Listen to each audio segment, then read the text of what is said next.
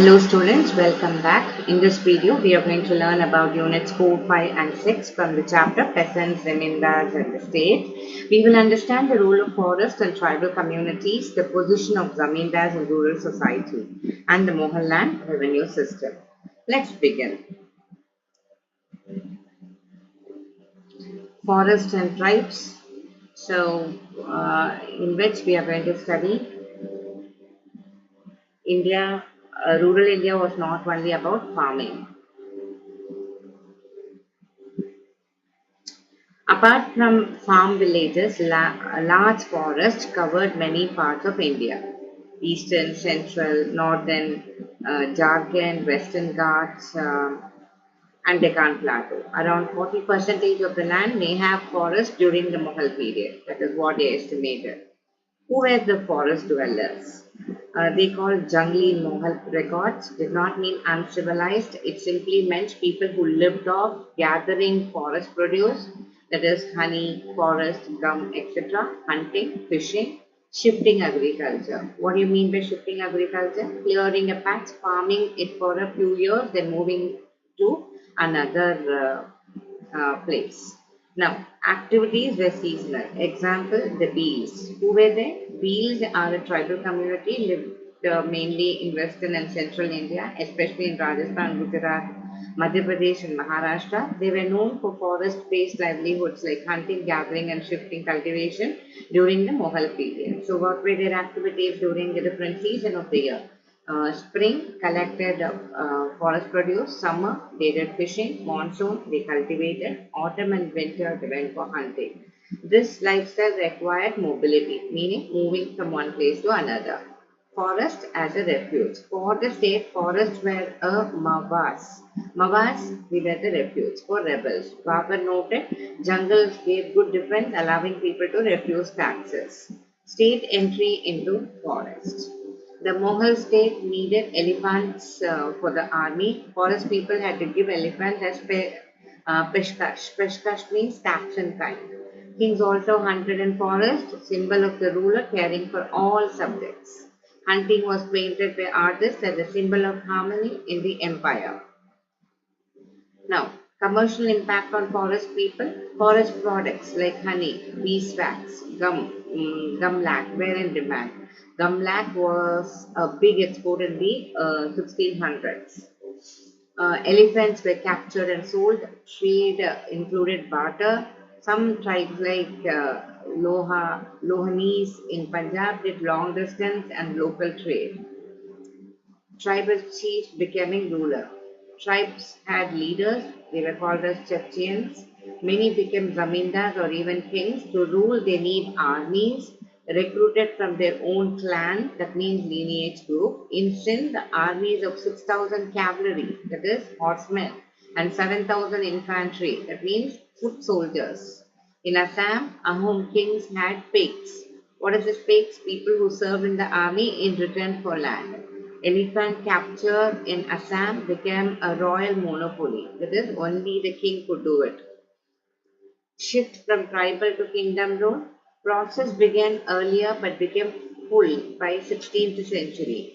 The Aini Akbari mentions tribal kingdoms in the northeast. Wars were frequent. For example, Kutch kings fought and defeated many neighboring tribes. Cultural influence. New religious and cultural influences entered forest areas. Some historians believed Sufi saints encouraged gradual acceptance of Islam in newly settled farming areas. So that is the end of Unit 4. Now let's move on to Unit 5. That is the Zamindars. Who were these Zamindars? Zamindars were landed proprietors, that is landowners in the Mughal countryside. They lived off agriculture but did not directly cultivate the land. They enjoyed social and economic privileges because of their higher status in rural society. Reason for their high status? Caste status. Many zamindars belong to upper caste. Service to the state, they perform services for the Mughal government. That is khidmat. Khidmat means service rendered to the state. Now moving on to personal land of zamindars. Zamindars owned extensive personal land called milkiyat. Milkiyat, na, what do you mean by milkiyat? Privately owned property or land. Features of milkiyat land: these lands were cultivated for the private use of the zamindars. Cultivators was done using hired labor or servile labor, that means dependent workers. Zamindars had full control over these lands. They could sell the land, they could transfer it by inheritance, or they could mortgage it, that is, keep it as security for the loan. Now, moving on to power of zamindars. Zamindars were powerful because of several reasons. First, the revenue collection. They collected revenue from peasants on behalf of the state. For this service, they received financial compensation. Next one is military power. Many zamindars had their own forts called kilchas, meaning kilcha means small fort. They also maintained armed force consist of cavalry. We already know what is cavalry, those who missed: soldiers on horseback; artillery, soldiers using cannons; infantry, those who uh, they were foot soldiers. Now, positions in rural society. The social structure of Mughal villages resembled a pyramid. Zamindars were at the top of this pyramid. So when I say top, that means apex, that is topmost point. Now, social composition. According to Abul Fazal, rural society was dominated by upper caste Brahmins and Rajput. Many zamindars also came from intermediate caste, then Muslim zamindars. Now, origin of zamindaris. Some zamindaris were created through military conquest. Powerful military chief sometimes took land from weaker people. This helped them expand their zamindari territories. However, the Mughal state allowed this only when it was confirmed by an imperial order. So there is a word called Sanad, Sanad. That means an official order or document issued by the emperor. Now, consolidation of zamindaris. Zamindaris also expanded through slow and gradual process. These included colonization of new lands, transfer of rights, order of the state, purchase of zamindaris rights. Zamindaris were frequently bought and sold. This allowed people from lower caste to become zamindars. Now, clan-based zamindaris. Some zamindaris were controlled by clans or lineages. For example, Rajputs and Jats expanded their power in northern India. Sadgovs, that is peasants or pastoralists, created strong zamindaris in central and southwestern Bengal. Now, when I said a word called pastoralists, that means people who rear animals for livelihood. Now, role of zamindars in agricultural expansion. Zamindars played an important role in expanding cultivation. They led the colonization of agricultural land, helped settle peasants in new villages, provided peasants with money loans, means of cultivation. Market and monetization. Zamindar sold produce from their milkiest lands. They also established local markets called heats. What do you mean by heat? Or say, I'm sorry, it's not heat. I'm sorry, huts.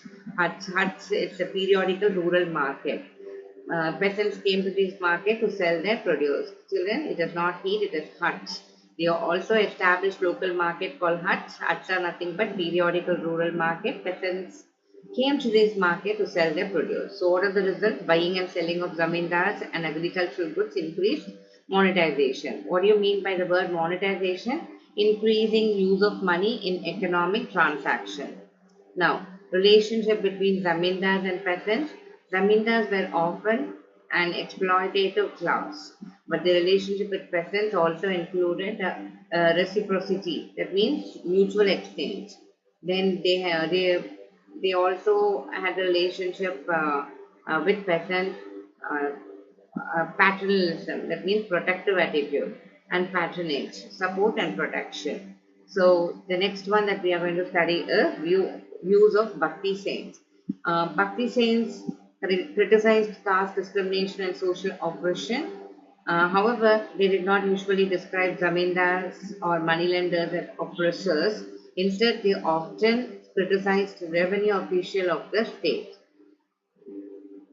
Zamindars and peasants revolts. In many Agrarian revolts of the 17th century in North India, peasants supported Zamindars against the Mughal state. This shows that Zamindars and peasants sometimes cooperated against the state. That is the end of Unit 5. Now let's move on to the Unit 6. That is land revenue system. So land revenue, why the land revenue was introduced?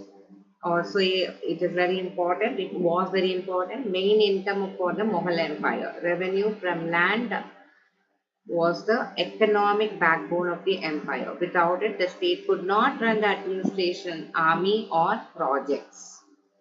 Then it also needed strong control over agriculture. That is, the state had to know how much land there was and what it produced. This helped in fixing fair but maximum taxes. It also required proper administration. An office called the Daftar was headed by the Diwan. That is, Diwan is a finance officer. Revenue officials and record keepers entered villages, measured land, and shaped relations between rulers and peasants. Now, uh, the next one we are going to see steps in the land revenue processes. That is assessment. We call it as Jama. Jama means the amount of tax officially fixed based on measurements and crop production. Next one we are going to talk about Hasil. That means collection. Hasil means amount actually collected. Sometimes less than Jama due to local conditions like drought or crop failure. So, what are the key features of this? Payment, here you call Akbar preferred cash payment but allowed payment in kind. There is crops.